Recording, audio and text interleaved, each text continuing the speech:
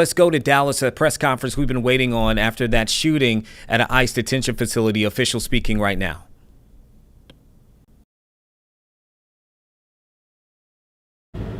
In what happened today, but maybe even more to the point, we're a country and a city that needs prayer.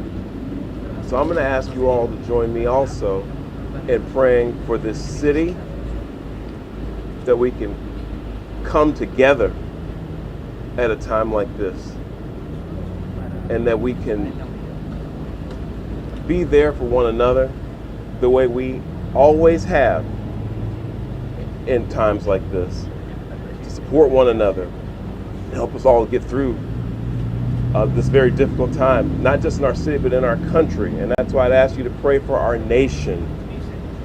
There's a lot going on right now in our country. A lot of it's confusing. It's a scary time. I've got children. I've got 3 young children.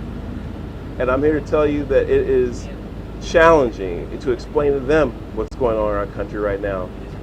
But I said before, and I'll say it again, I believe in the power of prayer to change things. And it can change the hearts of people. It can change this country. It can change the city. So please pray for everyone who's affected by today's tragedy. I also want to say thank you to the Dallas Police Department, and say thank you to the Dallas Sheriff's Department, Dallas County Sheriff's Department, Texas Department of Public Safety, and all of our various federal law enforcement partners who acted so quickly today to make sure that today's tragedy wasn't worse than what it was.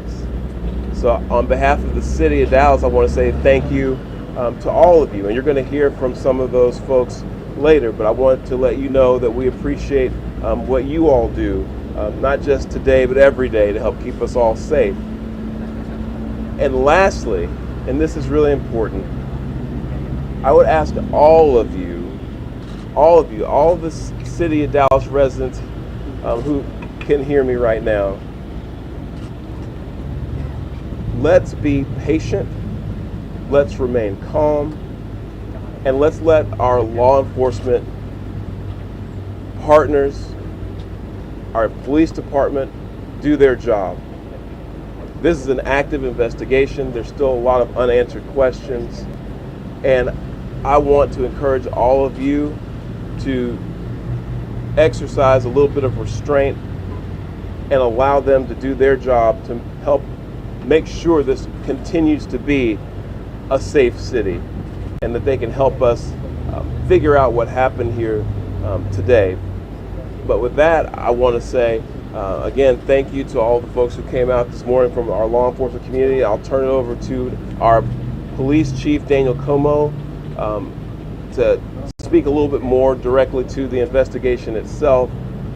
And with that, Chief Como, thank you. Thank you, Mayor. Today at approximately 6:40 a.m., we received a assist the officer call.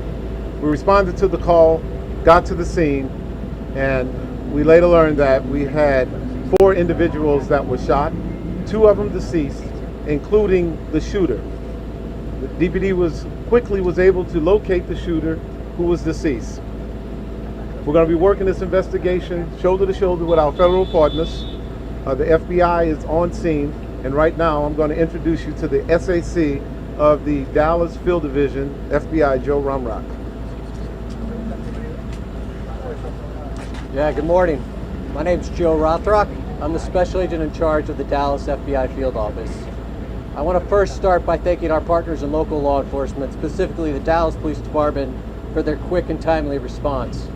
I can confirm at this time that the FBI is investigating this incident as an act of targeted violence.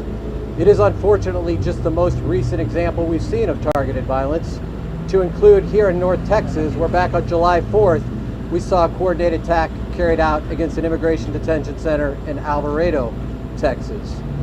What I can also share with you is that early evidence that we've seen from rounds that were found near the suspected shooter contain messages that are anti-ICE in nature. Again, this is just the most recent example of this type of attack. This will be a whole of government response. There will be no resource not utilized to bring all those individuals who are responsible to bring them to justice and to hold them accountable. While we're not releasing identities of any victims at this time, what I can confirm for you is no members of law enforcement were hurt during this attack. If any member of the public has information that would help the FBI's investigation, I would ask that you please report that to 1-800-CALL-FBI. Again, any piece of information will be helpful, but this will be an ongoing investigation between us, a number of federal partners, and our local partners, again, to ensure that anyone responsible is held accountable. With that, I will turn it over to my counterpart from the ICE Enforcement and Removal Office. Good morning. My name is Joshua Johnson. I'm the acting field office director for ICE Dallas. I'll be brief with my comments, but I do want to start off by saying thank you to the Dallas Police Department, Dallas FBI, HSI, CBP, ATF, and virtually every law enforcement officer in North Texas for your support. This is the second time I've had to stand in front of you and talk about a shooter at one of my facilities, and I think that the takeaway from all of this is that the rhetoric has to stop. There are people out there who are seeing what is being placed online, and they're coming and they're doing acts of violence against ICE employees. So that's kind of all I have for today, is that it's just got to stop. It's dangerous, and people are losing their lives. Thank you. Thank you all so much for coming. We really appreciate it. Again, thank you all so much. As it was said here today, if you do have any information, reach out to 1-800-CALL-FBI. Thank you. Thank you. This needs to stop. Violence is wrong. Politically motivated violence is wrong. It was 2 weeks ago today that we saw a political assassination in Utah that tore the heart out of much of this country. This is the third shooting in Texas directed at ICE or CBP. This must stop. To every politician who is using rhetoric demonizing ICE and demonizing CBP, stop. To every politician demanding that ICE agents be doxxed and calling for people to go after their families, stop. This has very real consequences. Look, in America, we disagree, that's fine, that's the democratic process, but your political opponents are not Nazis. We need to learn to work together without demonizing each other, without attacking each other, and I want to say thank you. I want to say thank you to the brave men and women of law enforcement. I want to say thank you to the brave men and women of ICE and CBP and everyone who puts their lives on the line to keep us safe. The divisive rhetoric tragically has real consequences. I hope that every one of us will pray, number one, for the safety of law enforcement that are risking their lives to keep us safe. Number two, for the health of those who were shot and injured today. We still don't know the full details of who was injured, but for the families also of the victims of this shooting. Violence has no place. It is wrong. And we should come together. If we want to have a debate about immigration policies, we can do so in the halls of Congress without demonizing each other, and especially without demonizing the men and women who every day put on a badge and go risk their lives to keep us safe.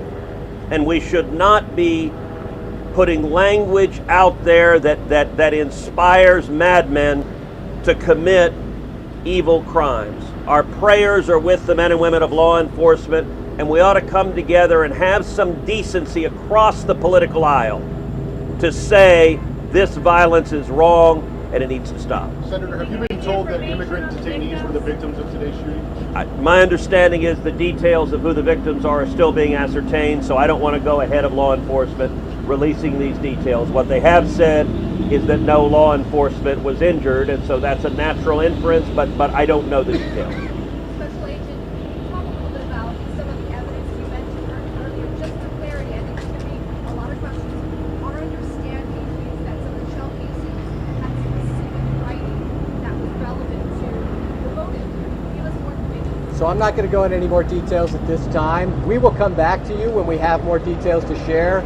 Again, our goal here will be transparency as those details become available, but we are still in the early stages of an investigation. Information is still coming in.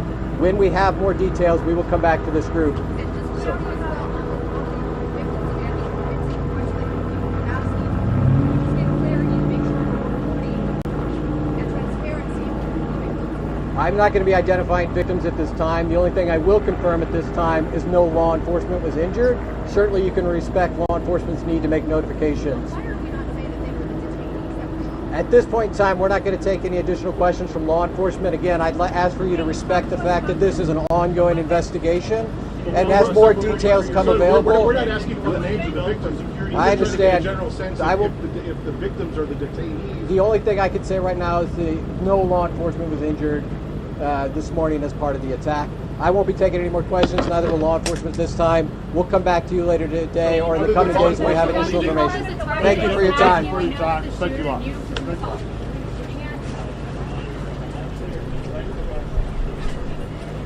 Okay, you just heard from several officials there down in Dallas, Texas, after that deadly shooting at an ICE detention facility or field office there earlier this morning, including there from Senator Ted Cruz.